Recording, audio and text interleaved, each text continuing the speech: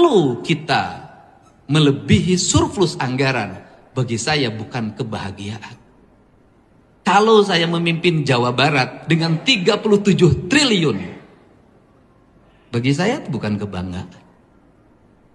Kalau saya memimpin Jawa Barat dengan 35 triliun, bagi saya bukan kebanggaan.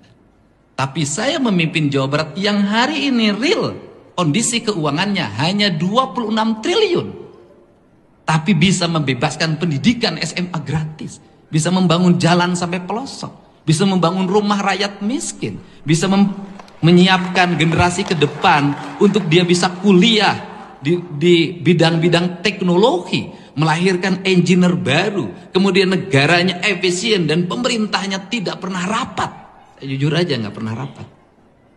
Gubernurnya nggak pernah ngantor. Kenapa? Karena bagi saya duduk di kantor di ruangan ber-AC itu inefisien.